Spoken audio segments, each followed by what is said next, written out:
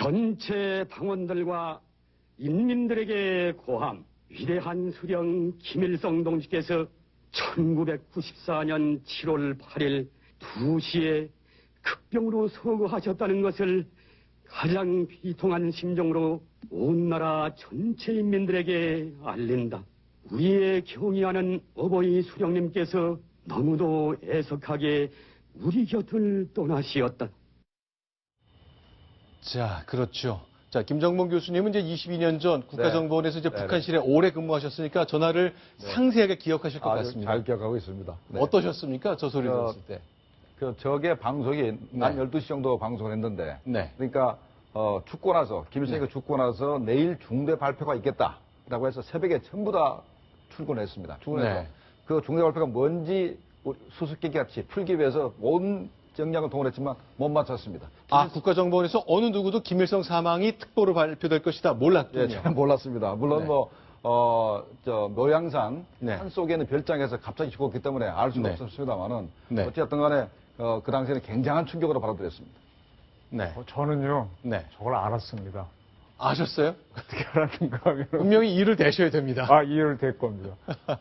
김일성이 살아있을 때 5월 달에 제가 좀 어떤 취재를 했는가 하면 우리나라 무속인들하고 역술인들을 유명한 사람 찾아가서 김일성 사주를 내밀고 봤어요. 그랬더니 그 해에 다 죽는데요. 그래서 내가 그 중에 언제냐 그랬더니 심진숙 씨가 음력 5.6월에 죽는다 그래서 심진성, 조자룡 이런 이렇게 등등 해서 기사를 썼습니다. 5월 후에. 그래놓고 지냈는데 지금 저 금방 화면에 보니까 저도 굉장히 기억이 납니다. 7월 8일 분명히 12시 뉴스는 맞는데 7월 8일 날 발표 안 했습니다. 그 다음 날로 기억합니다. 그래서 저는 그날 제 후배 기자랑 같이 밥을 먹으려고 하다가 뉴스를 듣고 밥을 놓고 뛰어갔어요. 다시 보니까 내 기사로 보니까 음력 5월 말일 날 죽었고 발표를 그 다음 날이나 6월 1일 날 한 거예요. 신진송이 그래서 맞춰가지고 막 굉장히 떠가지고 그때는 핸드폰도 없고 삐삐도 없을 때인데 심진송 만나게 해달라는 전화가 얼마나 오는지 제가 굉장히 시달렸습니다. 저는 그때 점을 쳐서 맞춘 적이 있어요. 당기분은 몰랐어요. 그거는 이유가 아닌데요. 근데 저희들이 왜냐면요, 저런 얘기 무슨 얘기냐면 영국 정부 외교관한테 제가 들은 얘기인데 리비아 가다피 정부가 무너질 것이다 내년에. 난 전망을 22년째 했더니 23년째는 맞더라 그 얘기를 하더라고요. 근데 저는 그때 월을 맞췄다는 게 대단한 거고요. 그다음에 제가 2008년도에 가끔 제가 그 이후로 제가 무속인들을 취재를 하는데 요즘은 무속인들이 많이 광고를 하는데 그때부터 떴습니다. 2008년도에도 조금 이상한 소리가 있어서 몇 사람 만나봤더니 김정일이가 죽거나 된다 그래서 썼더니 그때 반신불수 됐었죠. 제가 요즘은 김정은이 안 봅니다. 아직은 아닌 것 같아요. 한번 제가 쓸 때 그때쯤 한 번. 이 의원님 말씀이 정확하게 혹세 무민이라고 그러죠.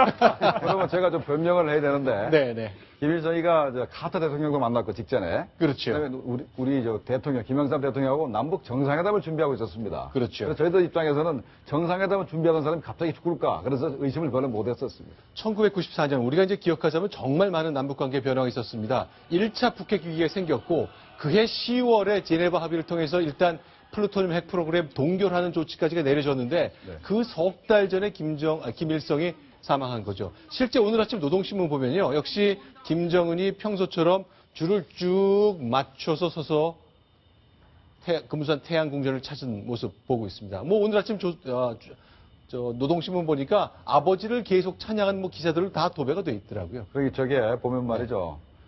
김정은이가 정치국 위원을 데려온 것도 아니고 정무국 부위원장들을 끌고 나왔습니다. 정무국 부위원장. 자기가 정무국 위원장으로서 부위원장들을 끌고 나왔는데 이게 참 무섭습니다. 사실 공산당 체제에서는 정치국이 더 중요한데 어떻게 보면 실무부서인 정무국 부위원장들을 끌고 나와서 이렇게 참배하고 있는 것이 굉장히 특징이라고 할 수 있겠습니다. 저는 오늘 아침에 이 김정일이 죽은 지 22주년 된다는 것을요. 대남 방송을 통해서 알았습니다. 대남 방송을 통해서요? 그러니까 지금 우리나라도 지금 대북 방송하고 있지 않습니까? 그렇죠. 접경 지역에서는 이제 북한 주민들에게 이 북한 김정은 체제의 허구성을 알리기 위해서 이제 대북 방송을 하고 있는데 북한도 마찬가지로 지금 대남 방송을 하고 있거든요. 그런데 평상시에는 대체로 이제 우리나라를 좀 비난하는 방송을 열심히 하는데 오늘의 경우에는 이 김정은이 김일성 참배를 했다. 또 김일성의 그 유지를 받들기 위해서 어떤 얘기를 했다. 네. 내용이 좀 그 대남 방송의 얘기가 좀 크게 달라졌더라고요. 네. 오늘이 이제 북한에게는 좀 특별한 날이구나. 대남 방송을 통해서 좀 알 수 있는 현실이 좀 씁쓸하지 않나 싶습니다. 네, 방금 전에 보셨던 영상처럼 일단 22주기를 맞아서 평양 시민들은 일단 꽃을 놓으면서 조의를 표하는 모습인데 사실 이달 1일부터, 그러니까 3달이 되면서부터는 북한에서 이제 역시 김일성을 생각하는 그런 영상들이 많이 공개되고 있습니다. 그런데 무장에 대한, 무력 사용을 전제로 한 무장에 대한 얘기가 나오네요. 짧게 준비했습니다. 들어보겠습니다. 다시 강조하지만 무장을 잡는 유일한 길은 우리의 손으로 원수들의 무기를 빼앗아서 자신을 무장하는 것이오. 자, 그런데 이제 이번에 이제 북한이 이제 그 두려워하는 뉴스 중에 하나 나온 것이 미국이 북한을 이제 제재하기 시작하면서 김정은이라는 최고 통치자를 직접 실명을 거론해 콕 지적했습니다. 저희가 소개해 드린 바 있는데 나이를 공개했는데 북한이 그동안 생각하던 것하고 2년간 딱 차이가 나는 숫자를 얘기했잖아요. 그 스토리를 좀 공개를 하겠습니다. 네. 김정은이 나이를 북한에서 공개한 적은 없습니다. 네. 그걸 제일 먼저 공개한 사람이 저입니다. 그러세요? 네. 제가 오늘은 다양한 자기 자랑이 등장하고 있습니다. 제가 이제 하도 그 당시에 뭐라 했냐면, 네. 김정은이가 이제 후계자로 이제 등장하면서 언론에서 뭐라고 국정원을 비난했냐면, 네. 어떻게 정보기관이 김정은 이름도 모른다. 네. 왜 운이라 그러냐. 김정운이라고 처음에 알았었잖아요. 그랬죠. 그다음에 또 하나는 왜 나이도 모르냐 해서 제가 그래서 아주 장문의 논문을 썼습니다. 논문을 썼고 그 논문을 본 그 조선일보의 안홍균 기자가 조선일보에다 일면 토부로 해서 김정은이가 84년도 1월 8일생이다라고 이제 이렇게 글을 쓰게 됐죠. 그래서 제가 84년이다. 그동안 이제 북한에서는 주장한 걸 근거를 우리가 추정해 보면 82년생으로 말한다고 이해를 했었잖아요. 그러니까 차이가 좀 나는 거네요. 실제로 후시모도 겐지가 83년생이다라고 주장을 했었고 그래서 우리 국내 언론들은 83년생으로 생각했는데 82년설이 왜 나왔냐면 김일성이가 12년생이고 김정일이는 42년생으로 주장을 하고 그렇기 때문에 김정은이도 82년생으로 주장할 거다라고 한 얘기였었습니다. 끝에 자리 둘 맞추기 때문에 그 얘기군요. 그럼 김정일이 42년생인지 아니면 누가 주장하는 것처럼 41년생인지는 확인이 됐습니까? 확인이 안 되는데요. 41년생이 거의 맞습니다. 왜 그런가면 제가 오랫동안 북한을 연구해 왔기 때문에 그 옛날에 그러니까 82년도 이전에는 김정일이가 41년생이라고 모든 문서에 다 41년생으로 되어 있었습니다. 그런데 김정일이가 완벽한 후계자가 되면서 권력을 장악하면서는 42년생으로 둔갑하는데 두 가지 이유입니다. 그러니까 끝자리에 맞춤형이 하나 있고 또 하나는 41년생이 되면은 혼전 섹스에 의해서 떠난 사람이 되기 때문에 나이를 뒤로 이제 보내는 겁니다. 제가요, 아까 그 정을 봤다 그랬지 않습니까? 그럼 사주를 알아야 볼 거 아닙니까? 그렇죠. 김일성은 12년생이 맞습니다. 근데 제가 사주를 모르고 3주만 알고 봤어요. 생시를 몰랐어요. 그래서 그걸 받고 김정일은 제가 41년생으로 정확하게 역시 그걸로 3주로 봤는데 저 로드만 덕택이 알게 됐고 정확한 날짜를 알았으니까 다음번에 이제 생년월일을 알았으니까 시간은 모르고 김정은 저기도 한번 정확한 걸 점을 한번 보겠습니다. 자, 실제로요. 데니스 로드만이 이제 김정은의 초청을 받아 평양에 들어갔잖아요. 생일 축하 노래 부르는 거 혹시 기억하십니까? 그 장면 저희가 소개해 드리겠는데 자, 해피 버스데이 투 유를 부르는 데니스 로드만 모습 보면서 이날이 그날이구나 알았습니다. 자, 그런데 이제 82년생이냐, 83년생이냐, 84년생이냐 얘기를 보면 고영숙 씨가 분명히 얘기를 한 것, 그것도 아주 중요한 근거가 되는 거죠. 네, 맞습니다. 저희들이 84년생으로 알게 된 거는 김정은이 부모가 하는 그 대화 내용에 기초있기 때문에 저희들은 확신을 가지고 84년 1월 8일생이다 이렇게 얘기를 확신을 가지고 있었습니다.